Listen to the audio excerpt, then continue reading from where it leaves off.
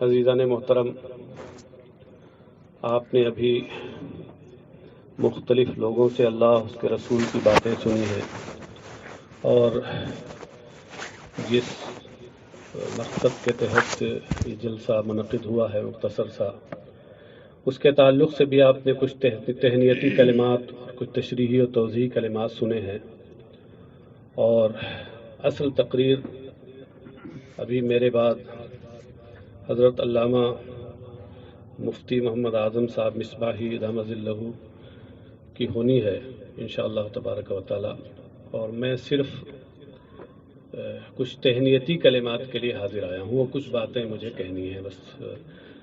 میں بڑی صفائی کے ساتھ یہ کہہ دوں کہ میں کوئی خطیب اور مقرر نہیں ہوں، اسی لیے شاید آپ نے کبھی بہت کم میرے بارے میں سنا ہوگا کچھ۔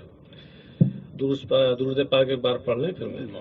اللهم صل على سيدنا مولانا محمد معدن الجود والكرم منبع العلم والحلم والحكم وعلى آله وصحبه وبارك وسلم صلاة وسلاما عليك سيدي يا رسول الله صلی اللہ علیہ وسلم۔ سب سے پہلے تو میں اس مبارک اور مسعود موقع پر اپنے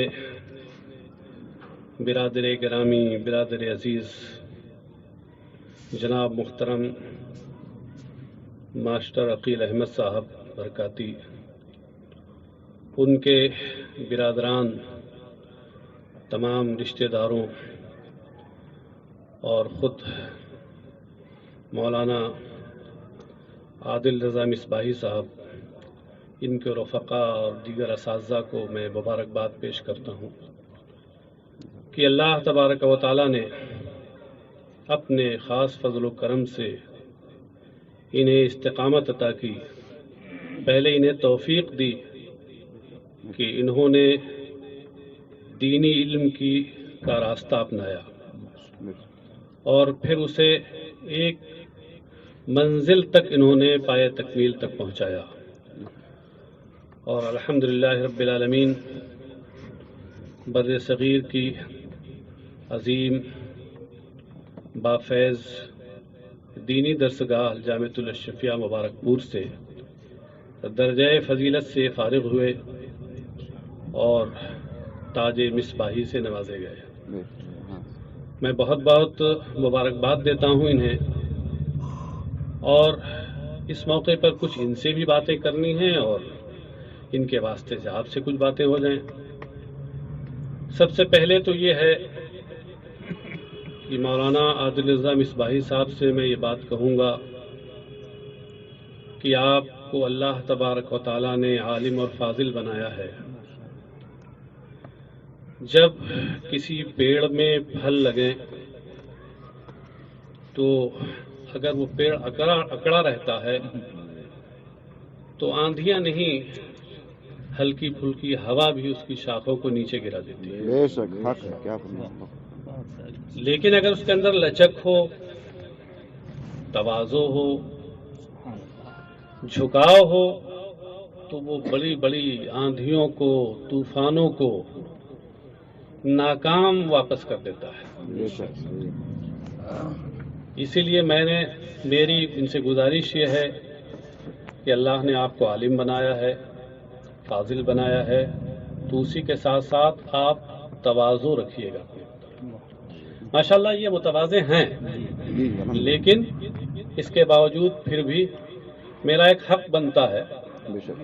اس لحاظ سے میں نے کہہ رہا ہوں کہ حدیث پاک میں اللہ کے پیارے نبی صلی اللہ علیہ وسلم نے ارشاد فرمایا، من تواضع للہ رفعہ اللہ، بے شک حق ہے، سبحان کہ اللہ۔ جو اللہ کے لیے جھکتا ہے، پستی اختیار کرتا ہے، تواضع اور فریضنی اختیار کرتا ہے، اللہ اسے بلند کرتا ہے، بے شک۔ اور جو اکڑتا ہے تو پھر اس کے الٹا ہوتا ہے۔ تکبر عزازیل را خار کر، بزندان لعنت گرفتار کر۔ بے شک۔ اس لیے ہم سبھی لوگوں کو اخلاق اور خاص طور سے تواضع کا پیکر ہونا چاہیے۔ دوسری بات جو مولانا عادل رضا صاحب سے ہمیں کہنی ہے وہ یہ ہے کہ آپ کے جتنے اساتذہ ہیں چاہے وہ چھوٹے اساتذہ ہوں بڑے ہوں، ابتدا میں آپ کو انہوں نے تعلیم دی یا بیچ میں یا انتہا میں تعلیم دی، سب آپ کے استاذ ہیں، قابل قدر ہیں، قابل احترام ہیں. بے شک انہیں آپ استاذ کی حیثیت سے ہمیشہ جانیے گا. بے شک ان کی قدر، ان کی تعظیم، ان کا ادب آپ جتنا کریں گے انشاءاللہ تبارک و تعالی آپ کا علم اتنا ہی بافیض ہوگا. سیدنا حضرت عبداللہ ابن عباس رضی اللہ عنہ سے روایت ہے کہ من علمنی حرفا فقد سیرنی عبدا، جس نے مجھے ایک حرف بھی سکھایا، ایک حرف کی بھی تعلیم دی، تو اس نے مجھے اپنا غلام بے دام بنا لیا. اللہ. اور دوسری ایک روایت میں یہ بھی ہے کہ اب چاہے وہ مجھے بیچے اور چاہے آزاد کرے اور چاہے یوں ہی رکھے. تو اس لیے اپنے اساتذہ کی قدر ہمیشہ آپ کی نگاہ میں رہنی چاہیے، چاہے آپ کے وہ ابتدائی اساتذہ ہوں چاہے انتہا کے اساتذہ ہوں. اور جن اداروں سے خاص طور سے، ویسے تو سارے اہل سنت کے ہمارے ادارے ہمارے سر آنکھوں پہ ہیں، بے شک اور سارے ادارے اپنی اپنی حیثیت سے دین کا سنیت کا کام کر رہے ہیں. اللہ سب کو سلامت رکھے، ترقیوں سے نوازے، غیب سے ان کی ترقی کے اسباب مہیا فرمائے. مگر وہ ادارے جہاں سے آپ نے خاص طور سے تعلیم حاصل کی، ان کی عزت اور حتی الامکان ان کا تعاون اور ان سے تعلق، یہ آپ کا اخلاقی فریضہ ہے. بے شک ان اداروں سے آپ اپنا رشتہ ہمیشہ استوار رکھیے، مضبوط رکھیے، تو انشاءاللہ تبارک و تعالی آپ بھی مضبوط رہیں گے. اور ایک خاص بات جو آپ سے یہ کہنی ہے وہ یہ ہے، اللہ کے کچھ نیک بندے ایسے ہوتے ہیں جنہیں ہم علماء ربانی اور مشائخ سمدانی کہتے ہیں. من جانب اللہ ان کی محبت مسلمانوں کے دلوں میں ڈال دی جاتی ہے. حدیث شریف میں آیا وضع لہ القبول فی الارض، ان کے لیے زمین میں مقبولیت رکھ دی جاتی ہے من جانب اللہ. تو اس طریقے کے جو علماء ربانین ہیں، عارف باللہ ہستیاں ہیں، مولانا عادل رضا صاحب سے خاص طور سے، اور اپنے ہمارے کچھ اور احباب ہیں. حضرت میں اپنے جو شاگرد بھی ہیں انہیں احباب ہی کہتا ہوں، کہ اپنے ان اور احباب سے بھی میں یہ کہتا ہوں کہ ایسی ہستیوں کی عقیدت ہمیشہ دل کے نہان خانے میں رکھیے. خاص طور سے اس زمانے میں یوں تو بہت سے اولیاء اور علماء گزرے ہیں، لیکن ابھی ماضی قریب میں ایک ہستی، ایک شخصیت ایسی گزری ہے جو ہم اہل سنت و جماعت کی پہچان ہے، اور جس کی تعلیمات مذہب اہل سنت و جماعت کی سچی ترجمان ہے. میری مراد امام اہل سنت مجدد دین و ملت اعلیٰ حضرت امام احمد رضا قدس سرہ العزیز ہیں. مولانا عادل رضا صاحب کو خاص طور سے اور اپنے احباب کو عام طور سے میں یہ کہتا ہوں کہ اعلیٰ حضرت سے، ان کی کتابوں سے، ان کی تعلیمات سے اپنا رشتہ مضبوط رکھیے گا. اس وجہ سے نہیں کہ وہ اعلیٰ حضرت کی تعلیمات ہیں، اس وجہ سے کہ صحیح معنوں میں وہ رسول اکرم صلی اللہ علیہ وسلم کی تعلیمات ہیں، صحیح معنوں میں وہ مذہب اسلام کی تعلیمات ہیں، قرآن و حدیث کا نچوڑ ہے صحیح معنوں میں. اس لیے ضرور آپ کا رشتہ ان سے جتنا مضبوط ہوگا انشاءاللہ آپ کا علم اتنا ہی بافیض ہوگا. مجھے اپنے خود استاد گرامی صدر العلماء علامہ محمد احمد مصباحی صاحب کی بات یاد آتی ہے جو بار بار میں نے ان سے سنی ہے مجلسوں میں. وہ فرماتے ہیں کہ اس زمانے میں اس وقت کوئی محقق عالم نہیں ہو سکتا جب تک کہ وہ اعلیٰ حضرت امام احمد رضا علیہ رحمت الرضوان کی کتابوں اور ان کے رسائل کا مضبوطی سے مطالعہ نہ کریں. بے شک. اور خود ابھی ہمارے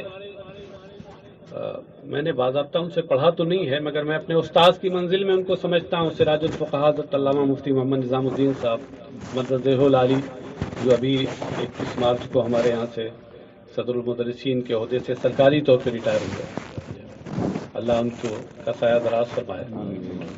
وہ فرماتے تھے، بارہا میں نے سنا سیمیناروں میں بھی اور بھی، کہ جو شخص جتنا فتاوی رضویہ کو گہرائی کے ساتھ پڑھے گا اتنا بڑا ہی وہ مفتی ہوگا. یعنی گویا اس زمانے میں اعلیٰ حضرت کی کتابیں، ان کے رسائل کا مطالعہ، ان کی تعلیمات کو اپنانا یہ عام اہل سنت کے لیے تو ضروری ہے ہی، علماء کے لیے انتہائی ضروری ہے. اس لیے یہ نہ ہو کہ ہم چند کتابیں پڑھ لیں تو ہمارا دماغ خراب ہو جائے اور ہم ان مقبول بارگاہ ہستیوں کے تعلق سے زبان پر کوئی منفی حرف لے کے آئیں. اللہ ہمیں اس سے محفوظ رکھے. تو یہ بات اپنے دل کے اندر رکھیے اور عمل میں لائیے. ساتھ ہی ساتھ ہمیشہ اخلاص کے ساتھ دین کا کام کیجیے. اخلاص میں وہ برکت ہے کہ اگر کوئی غلط آدمی بھی اخلاص کے ساتھ کام کرتا ہے تو اپنے مقصد میں کامیاب ہوتا ہے. تو اگر آپ کوئی حق پہ رہ کر کے، اور وہ بھی سنی عالم، اگر دین کا کام اخلاص کے ساتھ کرے گا تو اسے کیوں کر کامیابی نصیب نہیں ہوگی، ضرور اسے کامیابی نصیب ہوگی. اس لیے اخلاص کو ہمیشہ سامنے رکھیے. ایک چیز اور دیکھیے، ہمارا مذہب یہ عمل کے ساتھ علم کا بھی مذہب ہے. یہ وہ مذہب ہے جس نے سب سے پہلے اس دور میں جبکہ ہر طرف جاہلیت کا اندھیرا پھیلا ہوا تھا، ہر چہار جانب جہالت ہی جہالت تھی، اس نے اپنے ماننے والوں پر علم کے حصول کو فرض قرار دیا. فرمایا طلب العلم فریضہ علی کل مسلم. علم کا حاصل کرنا ہر مسلمان پر فرض ہے. ہر مسلمان میں مرد عورت دونوں آ گئے، سب پر فرض ہے. لیکن اس کے ساتھ ساتھ یہ بھی ایک حقیقت ہے کہ علم ایسا بحر ناپیدا کنار ہے کہ کوئی پوری زندگی بھی لگا دے اس میں تو وہ یہ دعویٰ نہیں کر سکتا کہ مجھے سارے علوم حاصل ہو گئے. قرآن کریم میں اللہ تبارک و تعالیٰ کا ارشاد ہے، وَمَا أُوتِيتُم مِّنَ الْعِلْمِ إِلَّا قَلِيلًا. تمہیں تو بہت تھوڑا سا علم دیا گیا ہے.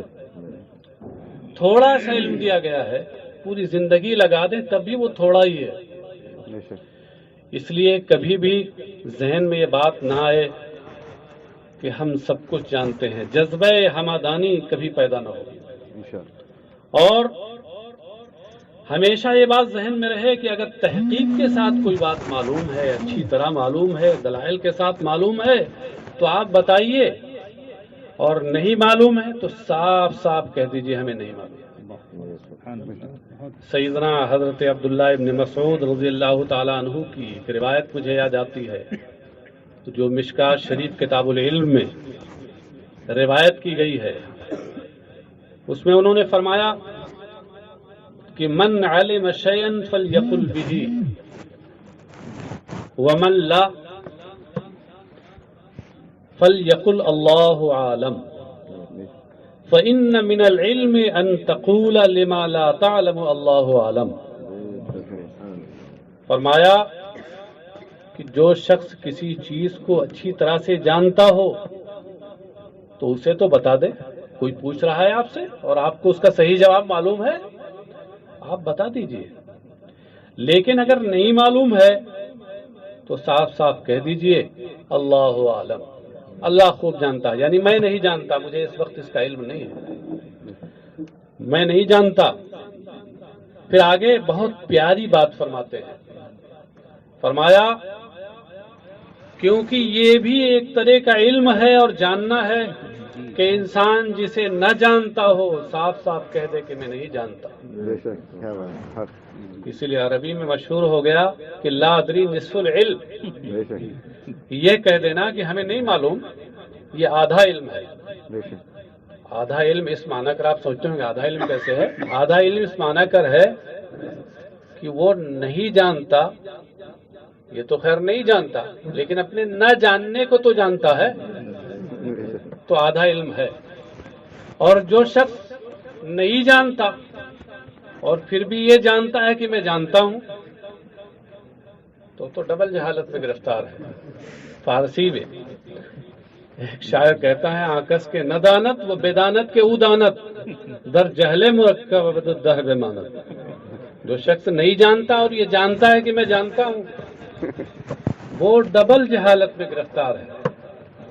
ایک تو خود جانتا نہیں اور دوسرے اپنے نہ جاننے کو بھی نہیں جانتا، کہہ رہا ہم جانتے ہیں، تو ڈبل جہالت میں جہل مرکب جسے کہتے ہیں اس میں گرفتار ہے.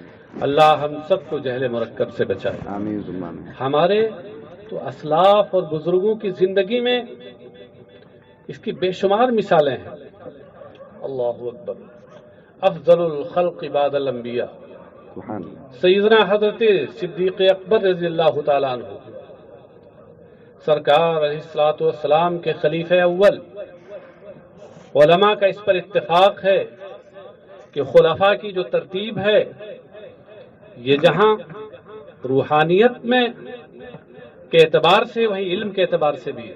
بے شک. جو خلیفہ اول کا علم سارے خلفاء اور سارے صحابہ سے زیادہ ہے.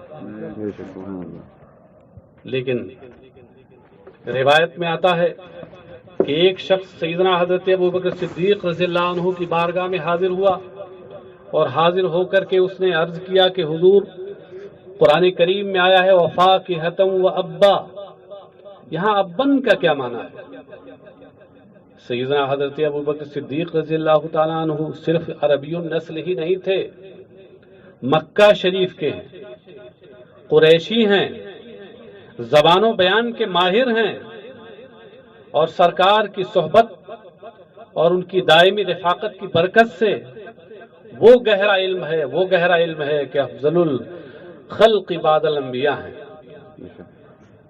مگر قربان جائیے کیا جواب دیا؟ فرمایا اللہ عزیز مجھے نہیں معلوم. صاف صاف کہہ دیا مجھے نہیں معلوم. اللہ اکبر. ہم لوگ تو ماشاءاللہ حنفی ہیں. حنفی اس لیے ہیں کہ سیدنا حضرت امام اعظم ابو حنیفہ رضی اللہ تعالیٰ عنہ کے مقلد ہیں، ان کی تقلید کرتے ہیں. اور ائمہ میں صرف ہمارے امام ایسے ہیں جو تابعی ہیں.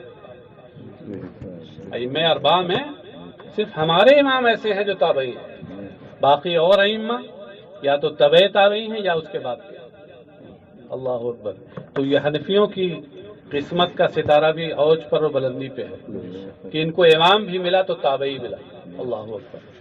اور ایسا تابعی امام اللہ اکبر جن کی علم کا یہ معاملہ ایسا گہرا علم کہ خود نبی اکرم صلی اللہ علیہ وسلم نے ان کے علم کے بارے میں پیشین گوئی فرمائی. ایک حدیث شریف میں ارشاد فرمایا لو کان العلم بالثریا لا ینالہ رجل من ابناء فارس، اور ایک روایت میں ہے رجال من ابناء فارس.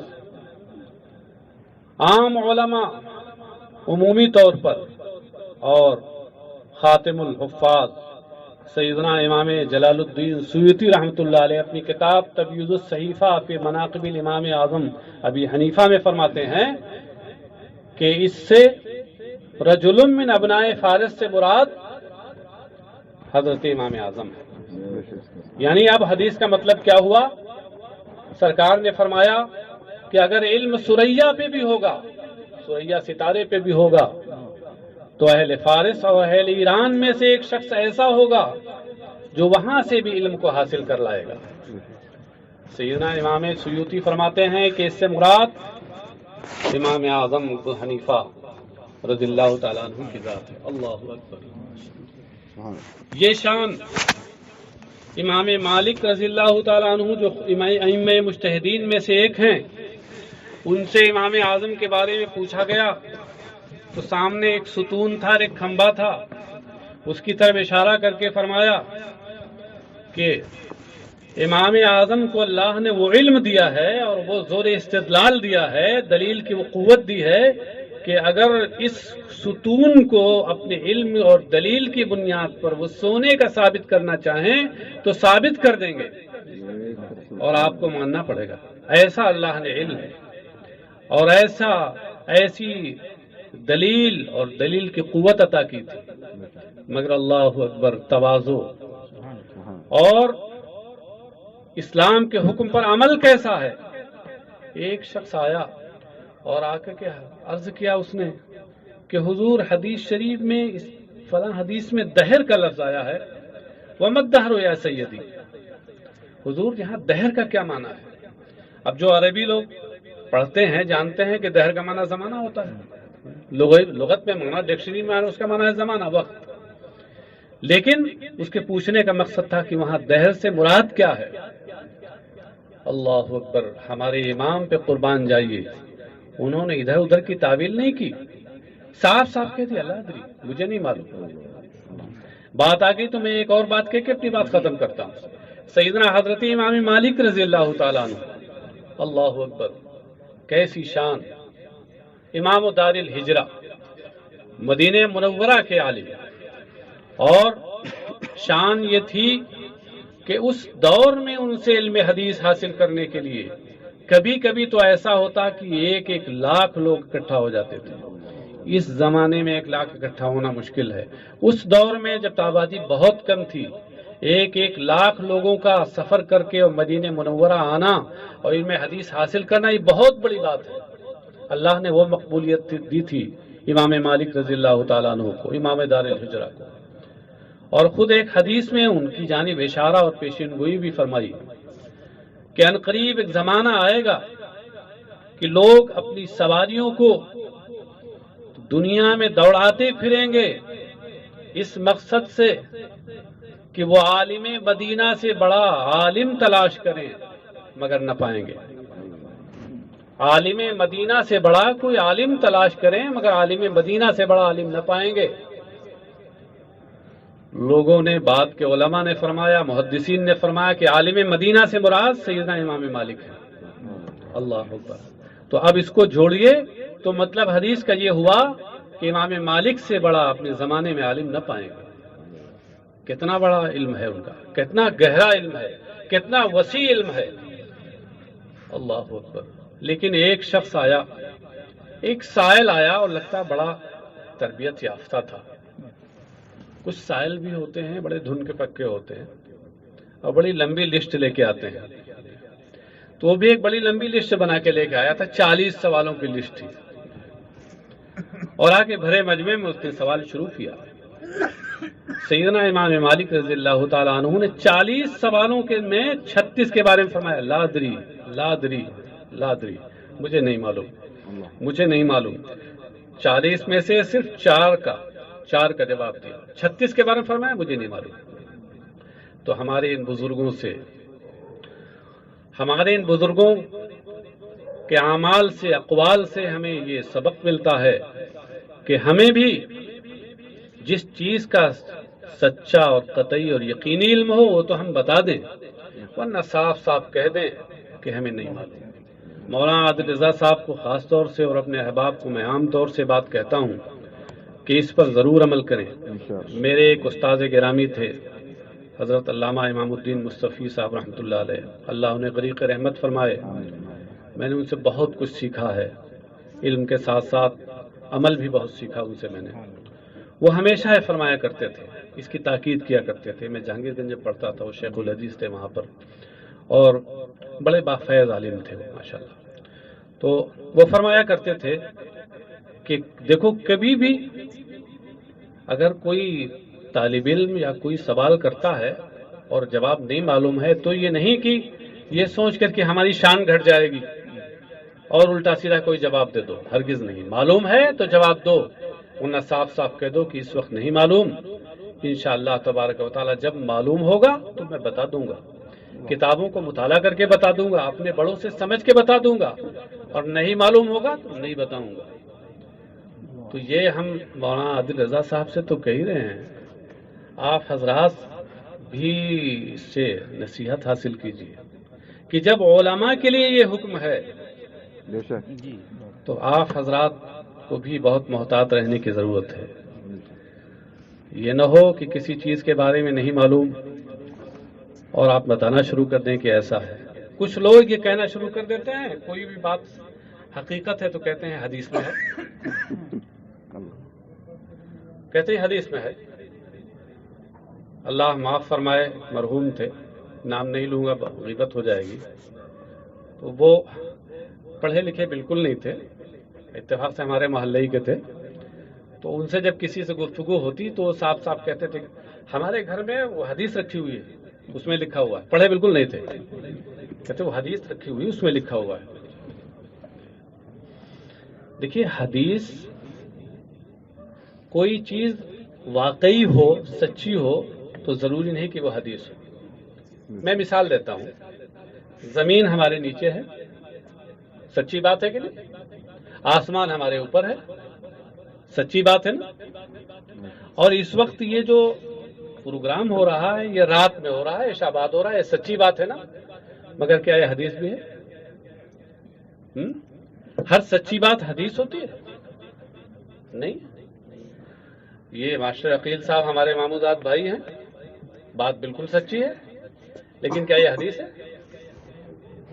کچھ لوگ یہ سمجھتے ہیں جو بات سچی ہو تو وہ حدیث ہے، کہہ دیجیے۔ حدیث ہونے کا مطلب کیا ہے کہ اللہ کے پیارے حبیب صلی اللہ تعالی علیہ وسلم کی زبان مبارک سے جو کلمات ادا ہوئے، جو باتیں ادا ہوئیں، یا جو سرکار نے کام کیے، اعمال کیے، یا کم سے کم جو سرکار کی بارگاہ میں صحابہ نے کیے اور سرکار خاموش رہے، اس پہ ٹوکا نہیں، منع نہیں فرمایا، تو بس یہی 3 صورتیں حدیث کی ہیں بس۔ اس کے علاوہ اور کوئی چیز سچی تو ہو سکتی ہے مگر حدیث ہو یہ ضروری نہیں ہے۔ اس لیے یہ بات ذہن سے نکال دیجئے اور ادھر ادھر کے حوالے دینے کی ضرورت نہیں ہے۔ صحیح معلوم ہو تو ٹھیک ہے، ورنہ صاف صاف کہہ دیجئے مجھے نہیں معلوم، میں کسی جانکار سے معلوم کر کے بتاؤں گا، یا آپ خود معلوم کر لیجئے۔ اللہ تبارک و تعالی ہم سب کو ان پر عمل کرنے کی توفیق رفیق مرحمت فرمائے۔ کہنے سننے میں جو کسی قسم کی کوئی غلطی ہوئی ہو تو اللہ تبارک و تعالی معاف فرمائے۔ استغفر اللہ ربی من کل ذنب واتوب الیہ۔ اخیر میں پھر میں اپنے برادر عزیز ماسٹر عقیل احمد صاحب برکاتی کو اور ان کے صاحبزادے مولانا عادل مصباحی صاحب کو اور تمام اہل تعلق اور رشتہ داروں کو بہت بہت مبارکباد پیش کرتا ہوں، اور دعا کرتا ہوں کہ اللہ تبارک و تعالی مولانا عادل صاحب کو عالم بافیض، عالم بعمل بنائے، ان کے اخلاص میں اور اضافہ فرمائے، اور ان کے فیضان علم کو اور عام و تام فرمائے، اور اپنے بڑوں اور اپنے اساتذہ سے والہانہ اور گہرا تعلق رکھنے کی توفیق رفیق مرحمت فرمائے۔ وآخر دعوانا ان الحمد للہ رب العالمین۔ السلام علیکم ورحمۃ اللہ وبرکاتہ۔